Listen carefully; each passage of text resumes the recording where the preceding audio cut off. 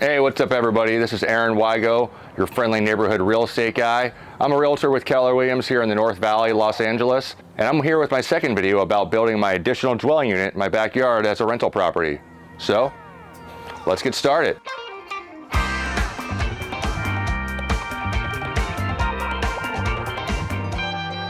So if you guys are like me, and you're thinking about building an additional dwelling unit in your backyard, you probably got to this point where you realized, I have no idea what to do. I don't know where to start.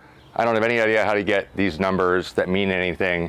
I mean, you can start calling construction companies, but basically what's gonna happen is they're gonna tell you that they'll be happy to come out and give you an estimate, but they can't really give you a real estimate until you have formally drawn up architectural and engineering plans, which require an architect or a designer to do that. And so if you don't have real construction numbers, how can you possibly budget out and even conceptualize what you can get for your money? Most of us don't have unlimited amounts of money, and so it's very important that we get a concrete bid. And so I'm going to talk today about how I came to the decisions that I made to get some concrete bids, which I actually have not had an official bid yet. That's coming up. My architectural plans are being finalized as we speak. They should be here in a matter of days, and at that point I'll be happy to show them to you. And then that's the point where I'm going to start going around to different contractors and trying to see what their bids are. So then your next question is probably, how do you find the contractors? Do you just walk down the street and see who's building a house? Do you look in the phone book? Do you ask around friends that you know? That's not a bad idea. It's always good to see people that you trust and see how their experiences were. However, sometimes it's really helpful if someone can aggregate the data for you and sort of help you along with the process, because let's be frank, we're homeowners, we're not contractors, we're not builders, we don't do this every day for a living. We may know how to do some handiwork around the house, but we're not ready to build an entire miniature house here in the backyard, I'll tell you that. I know I'm not. So there's some different companies out there that'll help you do that, that'll help you find contractors and help walk you through the whole process, typically for a fee. One that I came across and decided to spend $499 with was a company named Realm. I believe it's realm.com. I'll make sure to put the link in the description below. But Realm is basically a data aggregator company. They're not a contractor, they don't do the work, and they help you figure out your budget, figure out a plan, figure out if it's even viable. Not everyone's house can have an ADU for various reasons, but most can. But still, the first thing you need to do is get a feasibility report. They'll do that for you. Realm is how I found these general contractors and who helped me figure out sort of what the basic costs might be. And I'll be using these same contractors. Once I get my plans, I'll be submitting them to them so that they can give me a formal bid on the actual price of the ADU. So when you call a general contractor up and you say, I want to build about a 500 square foot, 1 bedroom, 1 bathroom ADU with a loft in my backyard, can I do it? How much is it going to cost? They're going to tell you, well, it's going to be around, this much to that much. There's going to be a pretty wide range of what that price actually is. Substantial amounts of money. So these sort of imprecise bids based on hypotheticals are called soft bids, because you can't really get a real bid unless you know precisely what the plans are, which can help you then figure out how much lumber we're going to use, how much drywall, how much concrete, how much roofing, how much everything else, how much electrical stuff. It all adds up and it all contributes to the budget. And so that is one of the reasons why I decided to go with my own architect. I'm going to show you right now here the first set of plans. These are not the final plans. These were the first set of plans. It wasn't quite the shape I wanted. It extended a little too far towards the main house's property line. We don't want to give up our entire backyard here, so these first set of plans, they came a little too far out this way, and we didn't like that. So in our second set of plans, we're making the whole thing a little bit longer and skinnier, and so that better utilizes our space that we have back here and still retains more of the yard for the main house.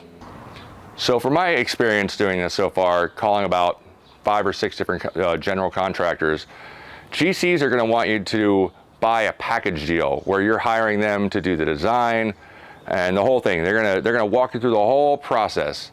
And that's great if you really value your time more than you value, a couple 10 or 20, 30,000 extra dollars or more. Then I say go with the general contractor. Find a good one and just put your mind at ease that you're not going to really have to do anything, and they're going to take care of all of it for you. But if tens of thousands of dollars do mean something to you, like they do to me, you're going to want to try to figure out ways to save. And so you're certainly not going to get any savings, and you're certainly not going to have any leverage if you hire one guy to do an entire job that's giant and has so many steps and it's going to take months to do. What I don't like in general about hiring anyone to do a bunch of jobs all for one set price is that a lot of times they do the beginning of the job great. They get to the middle of the job, they realize that the first part of the job took too long, so they start speeding up.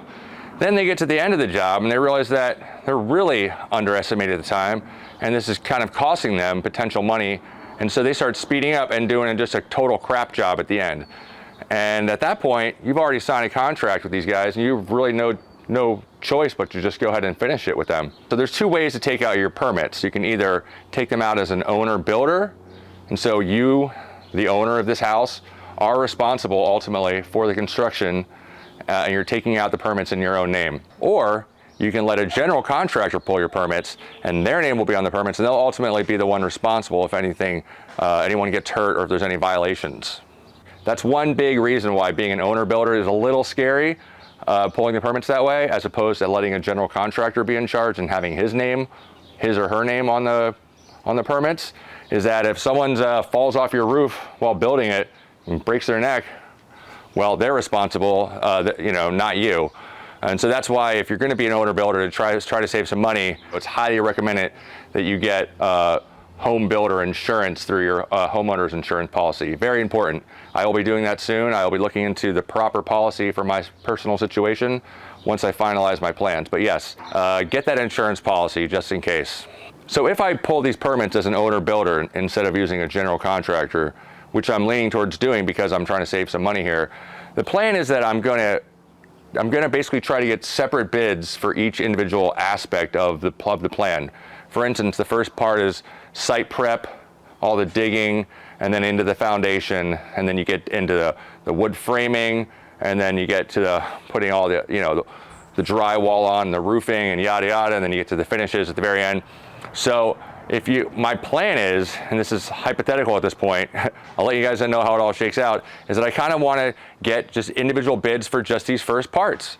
And so that way I can control the costs all along the way. I know that I'm not going to get to the final stage and sort of be out of money. I'm going to try to get all these bids ahead of time. And I'll give them a chance to sort of package deal it, but I almost want to sort of have the pay schedule be for when they accomplish certain tasks, and not be necessarily tied into one construction company if I'm not happy with how things are going when I get to the end of one section. Like if I get to the end of the foundation and they did a crap job and the foundation isn't even or something, well, I want to go find another construction company. If I hired a general contractor and my name was on that dotted line agreeing to pay them $150,000, well, I'm not really sure how I'd get out of that one. But if I'm only hiring them to do one little thing at a time, then you have some flexibility. So when you talk to these general contractors and they're trying to talk you into signing up for a package deal where they do the whole shebang, one of their arguments as to why you don't want to hire your own architect as opposed to just hiring them to do everything is they're going to say, and I've heard this several times now, architects are great at what they do, but they're not construction guys. They're not in the field. They don't know how much things cost, and they're going to make it a cool design without considering that what it costs, how much lumber they're using, how much electrical they're using, things like that. Well, that may or may not be true. It's a risk I'm willing to take. I'm willing to risk that, even if he does do that and end up using more lumber and a little more stuff than we would have used otherwise, the flexibility and the power that it gives me and the leverage it gives me still far outweigh that concern, at least for me. So that just about wraps up my second video here, guys, about my ADU journey. Keep watching in the following months as this thing starts to get off the ground here. We're probably going to start construction, I'm hoping in October, but that is yet to be determined. The plans, we have to wait for the city for all this stuff, and then I have to find the contractors. There's a lot of moving parts here, but I'm going to be with you guys for all of it. If you're someone who's thinking about doing this, please like and subscribe. Keep following me.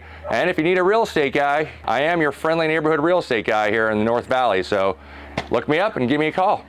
Anyway, have a great day, guys, and I'll see you on the next one.